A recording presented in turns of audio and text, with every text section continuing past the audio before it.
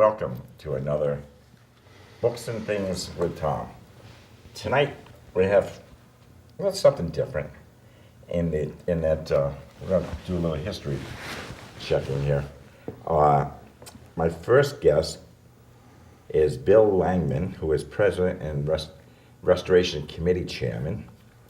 And my second guest is Larry Davis, who is the 12th or 13th generation of the Davis farm. And so we're going to discuss the Davis farm and how it's gotten to be where it is. But it's not so much the farm, it's the farmhouse, which is the Stanton-Davis Homestead and Museum. So we'll start out with Larry. How are you doing? Fine, Tom. Thank you for having us and the opportunity to be here. It's all my pleasure. Let me tell you a little bit about how the Stanton-Davis Museum came to be and when it started and how we've progressed to the point that we're at now. 12, 13, 14 years ago, my father had the idea that we needed to preserve the old farmhouse and to bring it back to museum quality. And to do that, we formed a 501c3 nonprofit organization. And that takes a good amount of time, a lot of paperwork, a lot of footwork to get to the point as to where you can bring up your board and be functional and operating and start to raise funds and get the hammer and nail and get the construction going. So the 501c3 foundation was formed, board members were appointed, and we started the incorporation papers and everything that requires a mission statement. And I do not have the mission statement memorized, but I'd like to read to you and for the folks that are watching that the mission statement is to protect and maintain and preserve the Stanton-Davis homestead and artifacts with the purpose of creating a museum and educational center open to the public and dedicated to the memory of Thomas Stanton, the Davis family, Native Americans, and African American slaves associated with the history of the homestead, all of whom were instrumental in the founding of Connecticut. And when we get done and we get open, we'll have education programs that will address all of those mentioned in the mission statement. That's great. There's so much history in that area, in that house. We've been there a long time. Yeah. Thomas Stanton, our first generation built the house, and here we are 12 generations later. Still intact and still the oldest farm in now the nation, but this is more about continuous runtime. Continuous. We, as far as the farm goes, we did provide food and supplies to the Continental Army when the supply trains came through. Supplied the whalers with food, dried beef, to go on their trips. There's the history is probably another whole show. There's so much there. Oh yeah, and I think maybe later on as we're getting closer to actually opening the place up, we can do a couple more shows and get some pictures and show what's going on. Like that. That'd be good. Because I'm a history buff anyway. I love history and I've been on the farm so much, and you can't help but learn something every time you get down there. My history education, as far as this project goes, is really an ongoing, it kind of goes along with the construction as it happens. I, having been the last generation to grow up in the house, being around all of the artifact, whether it was the Indian collection, the whaling implements, the dueling pistols, and all of the history that was there, it was just kind of a normal, I thought that was a normal childhood that, perhaps everybody had that. Yeah. I just grew up there, but at the same time growing up there, I didn't really know all of the history and everything that's going on now. So I'm learning how the house was built, where the different periods are, and learning all of that from Bill, who has much more knowledge on that than I. And so, like I say, my education is continuing, and I'm learning things about the house I grew up in that I had no clue about. I was amazed. Bill took me through there the other day, and it's funny because I went through with WIT 5 years ago, and going with you is two different sets of eyes. Two totally, your father showed me all the different things that are in there, but you're showing me now that the building is naked, you can see what all the construction is. So why don't you tell us what's going on in there? Yeah, the Stanton-Davis Homestead Museum has two phenomenal treasures associated with it. The first one is the structure. Family lore and some documentation estimate that the first structure built there was about 1658. That's not been proven yet, but there's three distinct building periods associated with the house: 1650s, 1760s, and then late 1800s. Because of the Yankee attributes of the family that occupied it, a lot of these qualities are virtually untouched. And the second is the treasure trove of artifacts, ephemeral items that we're not sure when it starts. As Witt explained, that when the grandparents passed away, their items were moved to the attic, and it was just a succession. Phenomenal collection of the social artifacts of daily life on the farm. Yeah. We're in the process now of doing a historic report, a historic structures report on it.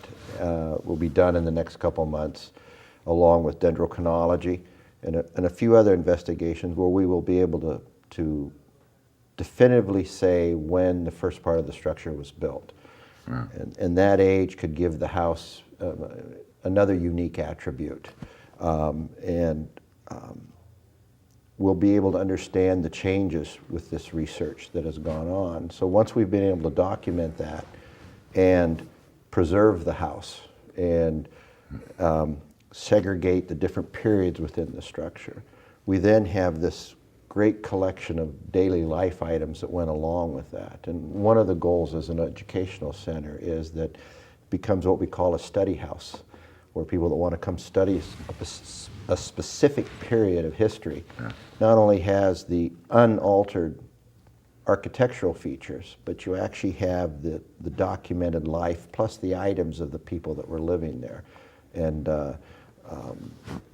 it's on the National Register of Historic Places, and some of us believe that it has great potential to become national landmark status because of the cultural and political influence of the early Stantons, and that it's so well recorded through each period of time from then till now. It's such a history there between the Stantons and the Davises and the Indians, and it's even a burial ground there. And so, yeah, that's quite historic. Just what went on there. It's amazing. It's too bad everybody didn't write it all down. Yep. So many of these places got altered to where there's very little of the original structure left or discernible. Yeah. And some people call these the colonial plantation homes, or Rhode Island or New England plantation homes. And this one, I can't stress it enough, is untouched, virtually untouched. We're finding beneath 1 to 2 layers of life, we're finding 17th century architectural features that normally were altered away over time. And the board has gotten a lot accomplished in the last year. Those people who had seen it over the last couple of years, it was a boarded up structure, and we've now made it all the way around the house, putting her bones back together so she stays standing.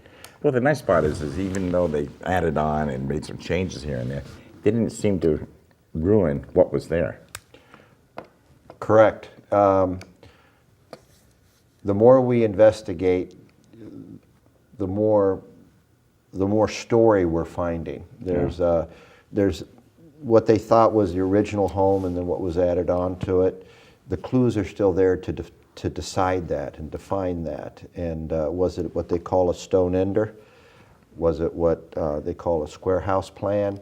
We're not really sure yet, but we're very close to understanding a lot of that about the structure. I thought one of the things that was amazing was when you showed me the the wallpaper on the inside of another wall. There was a wall outside of that, and then just showed me the wallpaper on the inside. And I thought, well, that's neat. Yeah, and by the late 19th century, the Davises were having problems with one corner of the house. The sill had rotted away, and it was collapsing. So they drove a smaller log inside the rotted sill, and to prop the house up, they built a stud wall at the time. Because it's plank construction, which is post and beam, and then wide, thick planks, and that's your interior and exterior wall.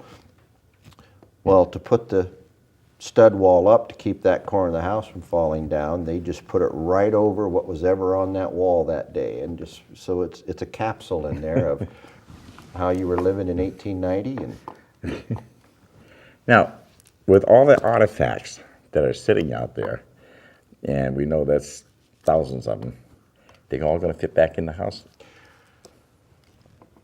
the board is still struggling with that. You've got so many periods, and Yeah. you can't put it back the way it was, or no one could get in the house, because I don't No. think you literally could get in the house. Exactly. There will be definite sections of the home that are preserved to show several periods or a period. We're not gonna do period rooms, but we're gonna let the house say what it can say, and it might, like the front room with the double summers. It's going to be from 17th century up to 19th century, and as a study house, pieces that are attributes to what we're trying to show will be there, and the rest is part of it is we're going to have to either have a visitor center attached to it, or some location where that can be archived safely and be used for study purposes. One of the original thoughts when this all got started was, and when my father and I had talked and just got started, was that maybe perhaps each room in the house would be restored to a certain period. And we thought that the greatest asset of the house were its contents: furniture, artifact, Indian collections, whaling collections, again, furnishings, dishes, and the like would be the greatest, most interesting artifacts of the project. But now I think what we're finding here some years later, as the house is being opened up, is that perhaps the greatest artifact that we have is the house itself. And so we're not sure that we really want to go back to being the velvet, dusty roped museum. You can find those kinds of museums, anywhere. Yeah. But with the architecture, the way that the house has been added onto and shored up and survived through the centuries, thinking that perhaps a study house, we can come in and see the different periods of architecture, and just really, again, that perhaps the house is the greatest artifact we have. That it's not really the smalls. No. It's the large. It's the house itself. It's almost like not seeing the forest because of the trees. And House museums are struggling through a significant transition at this time. The traditional velvet rope doesn't work anymore. No. And since we're just starting out as a house museum, we have the ability to pick what are our best assets and market them, to those that want the knowledge or those that will be interested. I would think the architectural student would love to go through the house. There's not only that, but there's people seem to have some affinity to a home that you can step into, and your spontaneous imagination can take you back there because it's untouched, and this house has that quality. Oh, yeah. And we're being very careful as we preserve it and restore it, as opposed to fabricate new. Gil Bliss and a carpenter that worked with him, John Montgomery, are the only two carpenters that are working on the home, and they're taking great care that every item we find, every item that needs to be measured or preserved. And we're at a point now as a board that we have begun to get good funding so we can do some much needed structural preservation for the house. And as any house museum, we need continued funding support. But we're also looking for support of knowledge. People that have something to contribute to this, or some way that they want to help establish a Homestead Museum, that want to become involved. We have openings on the board. We're trying to establish a volunteer network, because there's still everything to be done on this house and this museum, and the preservation and understanding of the great archives we have. And that's the problem. I think that a lot of people don't even know it's down there. They know that Davis Farm is down there, but they don't know what's going on, and they don't care. Otherwise, if they did, they'd stop and say, "Gee, you're doing some work down here." So I think that's one of the things that is good about. Oh, there's the house right there. Is to get people to know what's going on down there. And I hope that people see this show and realize what's going on. Well, Tom, if they've driven by, perhaps it's been 2 or 3 years since they've taken a drive down Greenhaven Road just to see what's happening, they hadn't seen much. No. And it's worth another trip to go by and see the changes, that the sills have all been repointed.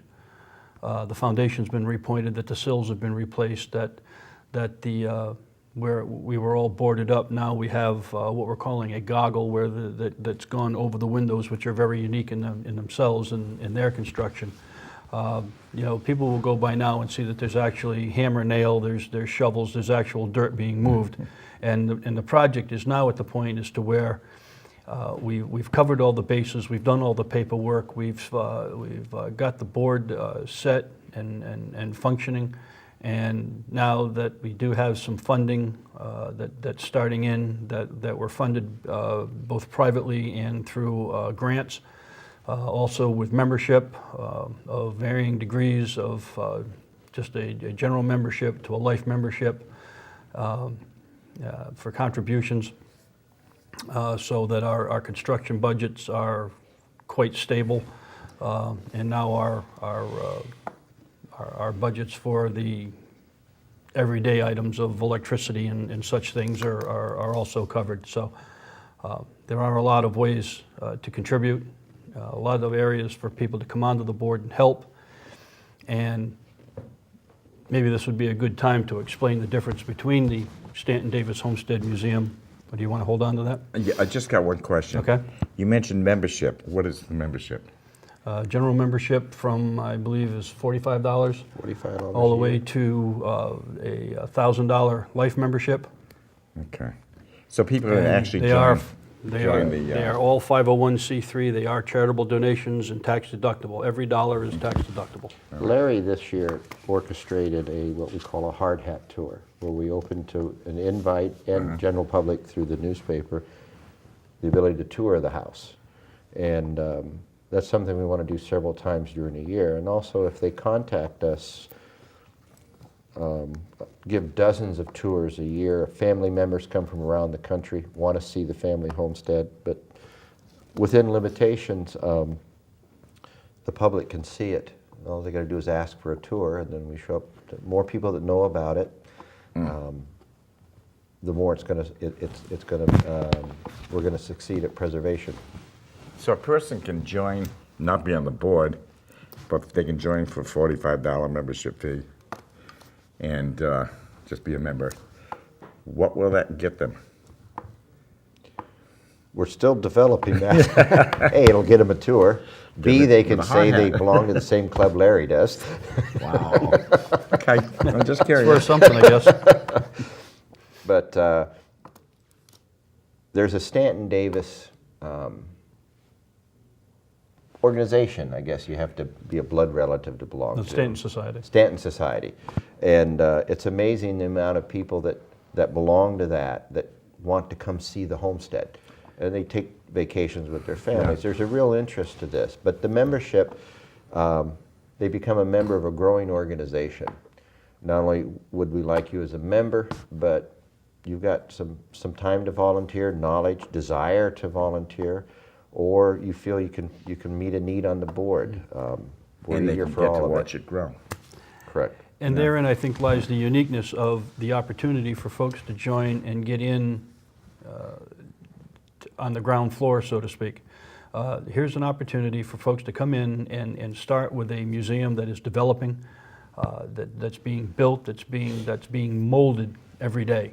And the story continues to unfold with every couple of days construction, whether you're seeing another ghost pattern on the wall as to some previous structure, whether you're seeing some different joints in the house here or there as to how the two-period houses were joined, and you might get an answer to a question you had previously, but you're probably more likely to get 2 or 3 more questions about what was that about, or why did they do this or that.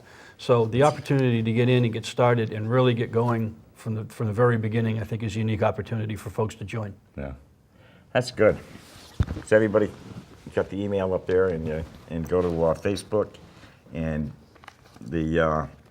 contact them and see what you're in a position where you can start to learn along with the people who are doing it about what is going on down there. And I think it's just fascinating. Now, you wanted to mention something about the museum versus land trust. There seems to be some confusion as to the separation between the Stanton-Davis Homestead Museum and the undertaking of the Stonington Land Trust, which is in the process of raising funds on some conservation easements on acres at the farm that are not presently protected. It's important for folks to know that the two organizations have absolutely nothing to do with each other. They're not connected in any way, shape, or form. The donations to the museum are strictly for the museum and is its own entity, as is the Stonington Land Trust and the project and the endeavors that they are working with right now. Mm-hmm. So again, they're completely separate and have nothing to do with each other. That's a good point to make, because there's all kinds of things going on, and I wouldn't want to see people thinking they're joining here and sending money there, and vice versa. What you guys are doing just mind-boggling, and looking around down there, and I know what you said about the protecting the house in the beginning. Put shingles up, close up the holes, put a new roof on, and let's get the stuff back in. But unfortunately, or fortunately, it didn't happen, because there's so much in there to learn in that house. We want to make sure that any restoration or preservation we do it based off of fact, not conjecture. Yeah. They had phenomenal 3-foot shingles from the 18th century on one side of the house. Lore was the whole house was shingled, but what we're finding is patterns from small clapboards, meaning that possibly wasn't shingled. Before we expend the funds to say we think we're right, to put shingling on, we want to put it back in a state that reflects what really existed. Wow. It's amazing. And the history of it, just the farmland is fantastic. Just what went on down there with the Indians and over the years. And the hurricane with your father saving the little girl.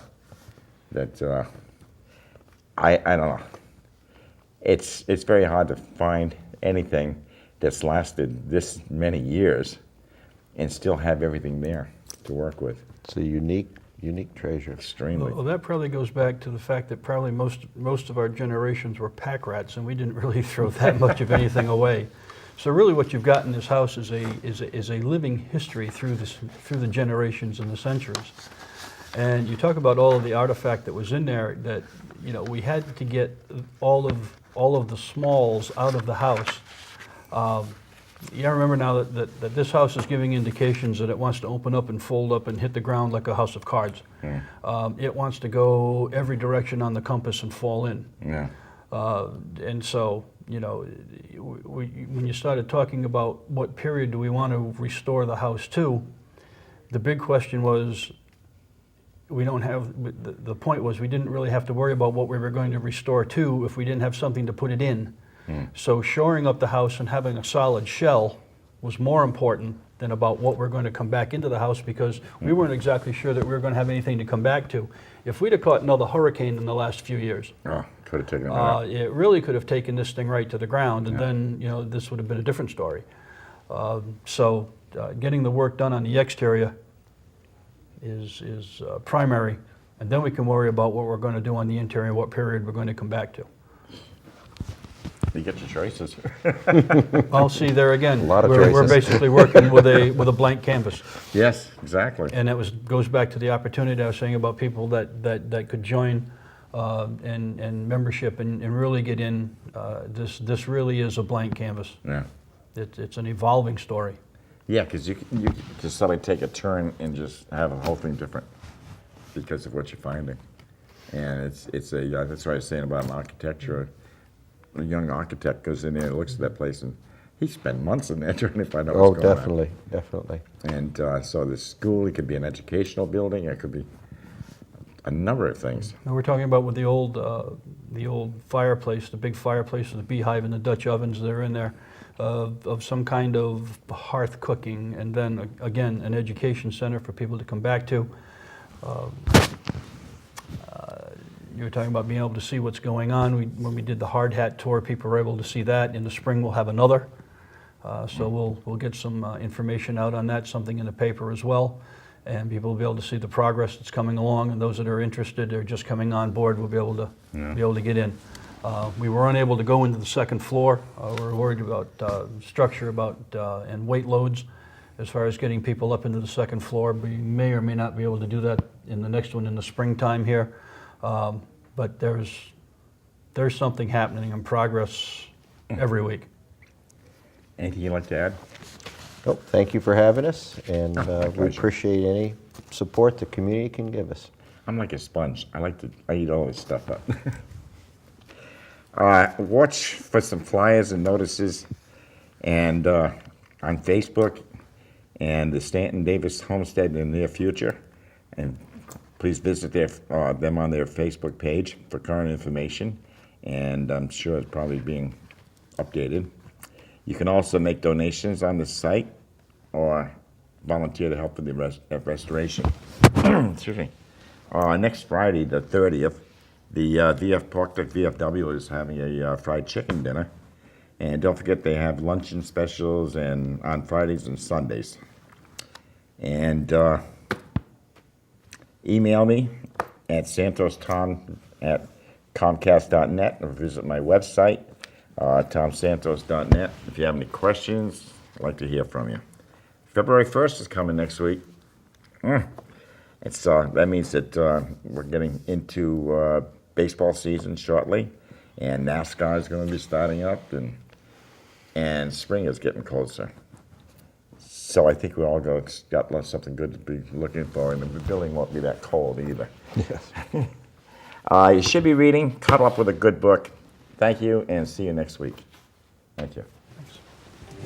Thank you, Tom.